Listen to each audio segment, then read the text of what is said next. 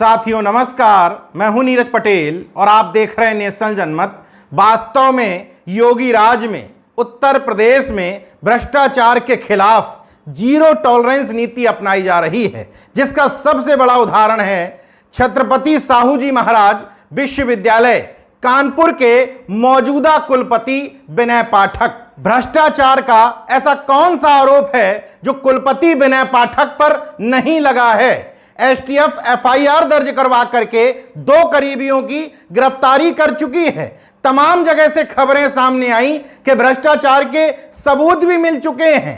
जांच सीबीआई में ट्रांसफर हो जाती है, मगर योगी जी की एसटीएफ, मोदी जी की सीबीआई तो छोड़ ही दीजिए, उत्तर प्रदेश की राज्यपाल आनंदीबेन पटेल की भी हैसियत नहीं है कि विनय पाठक से इस्तीफा लिखवा लें। इस्तीफा तो छोड़ दीजिए, उनके खिलाफ एकेटीयू के पूर्व कुलपति प्रोफेसर पीके मिश्रा ने एक जांच कमेटी बनाई थी पूर्व न्यायाधीश की अध्यक्षता में। उस जांच को भी निरस्त करते हुए तर्क दिया गया है, राजभवन के मुताबिक नियमानुसार कुलपति को अपने पूर्व अधिकारी के खिलाफ कोई जांच कार्रवाई करने का प्रावधान नहीं है।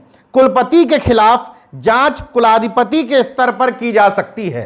कुलाधिपति मतलब राज्यपाल महोदया। तो अगर कुलपति होने के कारण पीके मिश्रा विनय पाठक के काले कारनामों की जांच नहीं करवा सकते, कुलाधिपति करवा सकते हैं, तो महोदया आप कुलाधिपति ही हैं, अपना पद भूलिएगा मत। आप अपने स्तर से भी जांच करवा सकती थी, मगर अफसोस इस पूरे एपिसोड में राजभवन न सिर्फ मूक दर्शक की भूमिका में रहा, बल्कि स्पष्ट तौर पर संकेत दिए गए कि दाल में कुछ काला नहीं, बल्कि पूरी दाल ही काली है। अब आपका यह जानना जरूरी है कि राज्यपाल महोदया ने अपने चहेते कुलपति विनय पाठक के खिलाफ जिस जांच को निरस्त किया है, उसमें प्रोफेसर पीके मिश्रा आखिर किन किन मामलों की जांच करवा रहे थे? भर्ती में गड़बड़ी, पीएनबी हाउसिंग में 1700 करोड़ के गलत निवेश, परीक्षा के गोपनीय कार्यों में 100 करोड़ के गलत निवेश, 300 करोड़ के फर्जी भुगतान, गोल्ड बॉन्ड में निवेश, फर्जी पीएचडी, नकल, फर्जी विनियमितीकरण, प्रोफेसरों के पदों पर नियुक्ति और निर्माण कार्यों में फर्जी भुगतान के आरोप शामिल थे। और इसकी जांच एक रिटायर्ड जस्टिस से करवाई जा रही थी, मगर राज्यपाल महोदया को नागवार गुजरा कि उनके चहेते कुलपति के खिलाफ जांच कैसे बैठाल दी।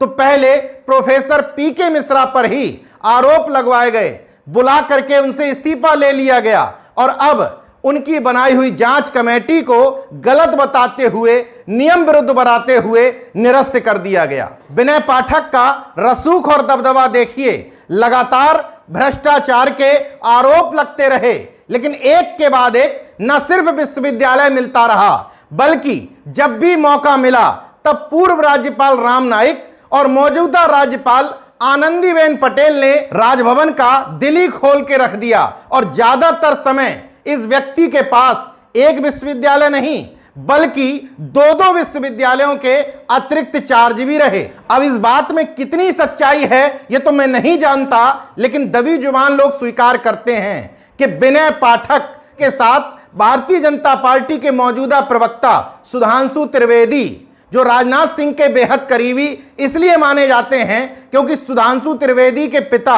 राजनाथ सिंह के पुरोहित हुआ करते थे, और इसी कनेक्शन का सहारा उठा करके विनय पाठक लगातार बसते चले आ रहे हैं। इसका सर्वश्रेष्ठ उदाहरण समझिए, जब तक यूपी एसटीएफ मामले की जांच कर रही थी, तब तक विनय पाठक कानपुर विश्वविद्यालय से बिना राजभवन को सूचित किए हुए, बिना छुट्टी लिए हुए गायब थे।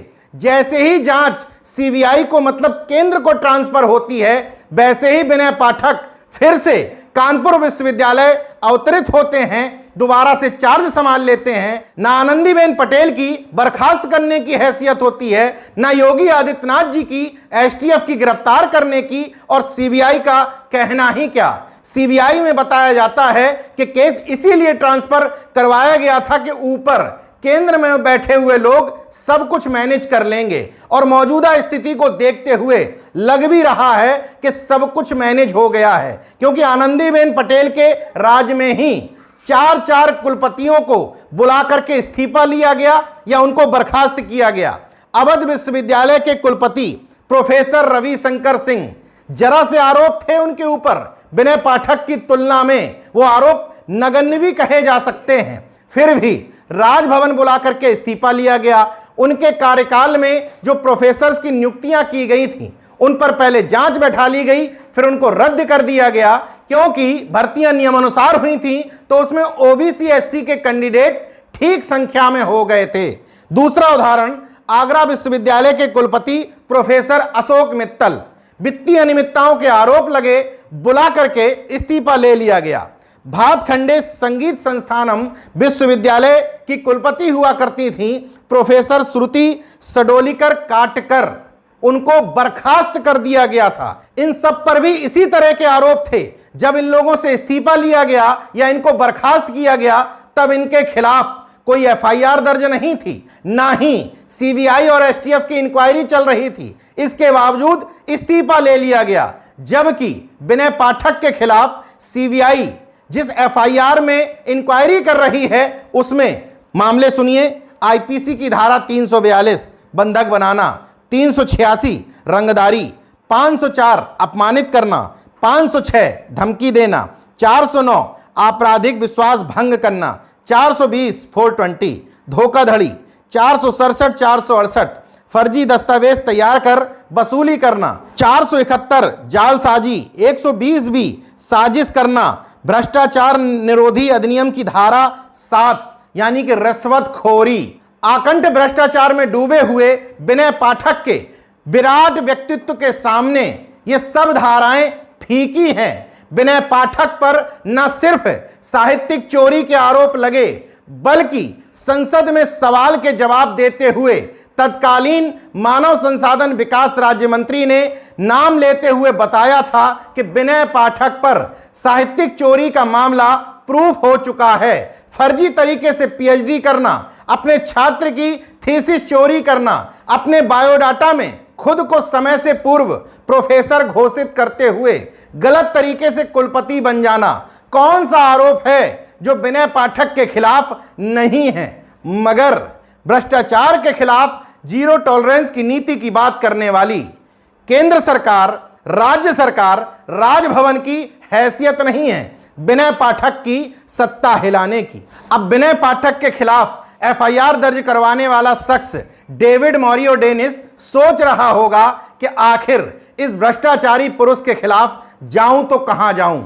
योगी आदित्यनाथ की जीरो टॉलरेंस नीति फेल हो गई है, एसटीएफ फेल हो गई है, यूपी पुलिस फेल हो गई है, मोदी जी की सीबीआई और ईडी की औकात विनय पाठक की नजर में तो यह है कि जैसे ही वहां जांच ट्रांसफर होती है वैसे ही वो दोबारा विश्वविद्यालय में लौट करके आ जाता है। खैर, मैं जानता हूं पहले के वीडियो की तरह फिर से लोग सलाह देंगे कि विनय पाठक का कुछ नहीं बिगड़ेगा, आप कितना भी चिल्ला लो, लेकिन मैं तथागत का अनुयायी हूं। तथागत की वो कहानी मुझे याद है जब बिच्छू डंक मार रहा था और एक महान पुरुष उस बिच्छू को उठा करके पानी से बाहर रख रहा था। मतलब नफरतवादी, भ्रष्टाचारी अपनी आदत से मजबूर हैं और मैं अपनी। देखते रहिए नेशन जनमत, जागरूक और सजग बने रहिए। जय विज्ञान, जय संविधान, जय लोकतंत्र। धन्यवाद।